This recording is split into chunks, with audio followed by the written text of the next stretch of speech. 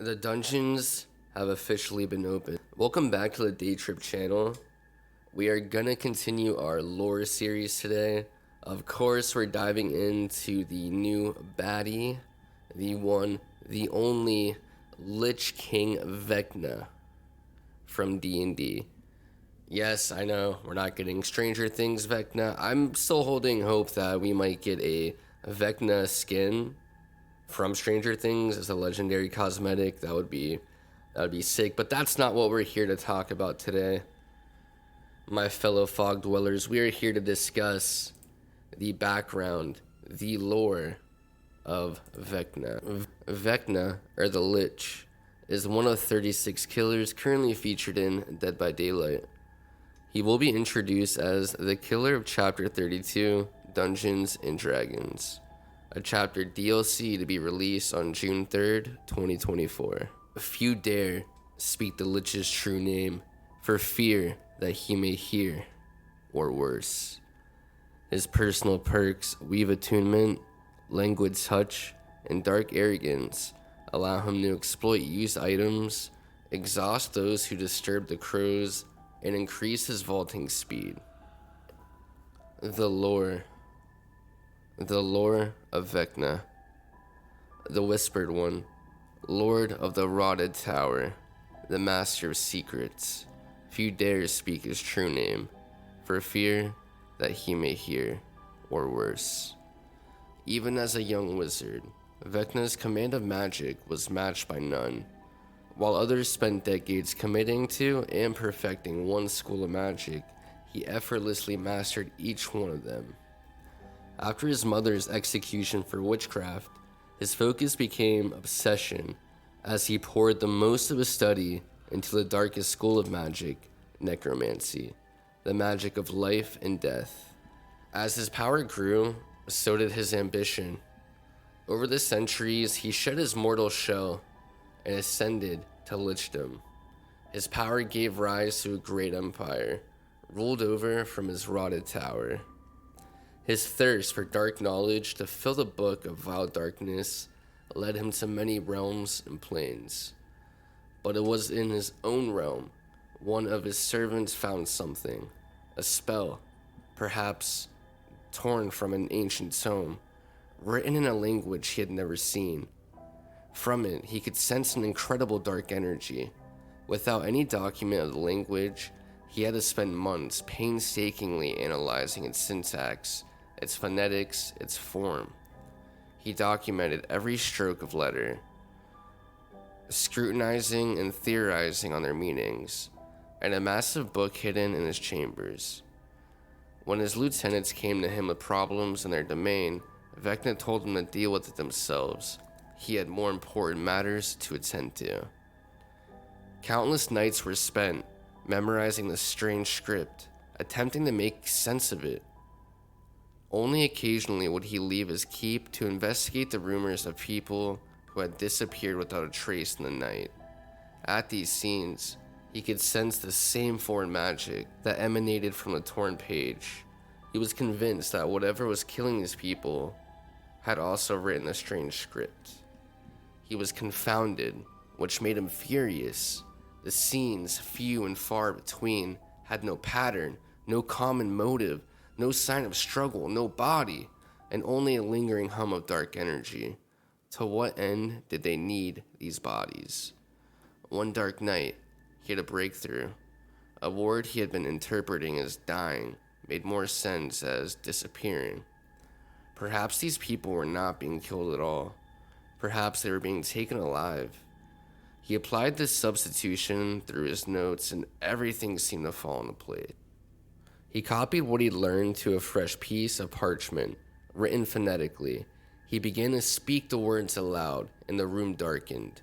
It filled with a creeping black fog. He felt himself displacing, going somewhere else. Vecna resisted, incanting memorized spells, holding the fog at bay. But as he gazed into the darkness, he felt that alluring energy from it, a despair, an evil he could scarcely imagine, a sick curiosity overcoming him. He dropped his concentration and let the fog take him, whatever it was. wherever it was.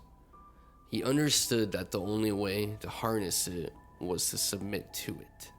He knew, in his cold, unbeating heart, that its dark secrets would one day be his. Now, I didn't want to touch too deeply into the mechanics of Vecna. This was more for the lore. But the perks kind of do tie into it, so we'll quickly touch on those. Dark Arrogance. When everything is going right, you are an inescapable inevitability. Increases your vaulting speed in exchange for increased vulnerability to being blinded and stunned. Permanently increases the duration of killer blinds by any means and the duration of pallet stuns by 25%. However, it will permanently increase your vaulting speed by 16 to 18 to 20%. Run all you want. I will not be denied. Your dreadful aura is so suffocating that even terrifying scenes tire your prey. When a survivor scares off a crow, within 36 meters of the location, Languid Touch activates. It'll cause that survivor to suffer from the exhausted status effect for 6 to 8 to 10 seconds. Languid Touch has a cooldown of 20 seconds. Submit to me. It is inevitable. And then finally, we have Weave Attunement. You are so attuned to the magical energies that you can sense even minor ripples around enchantments. Whenever an item is depleted for the first time, it is automatically dropped. The auras of drop survivors are revealed to you, as well as the auras of any survivors within 8 meters of them. Causes survivors picking up a survivor item to suffer from the oblivious status effect for 20, 25, or 30 seconds. The weapon that Vecna is going to be using is the Afterthought Dagger. Blade in hand, he fought with ferocity, even when he lost his eye and hand to the one who betrayed him. As you can see, the dagger will be floating as he attacks with it. Bound with the skin and flesh of men, the book is packed with spells both forbidden and wicked. Finally, we have Vecna's Book of Spells, which I'm not going to dive into here. I will dive into it in the tech video I do for him, and I'll also be going over the survivor as well. Now, last thing I wanted to mention, which I think is super cool, the creator of Critical Role, the acclaimed D&D show on YouTube, also turned into the Legends of Vox Machina, which is a beautiful, beautiful animated show of the Critical Role campaign.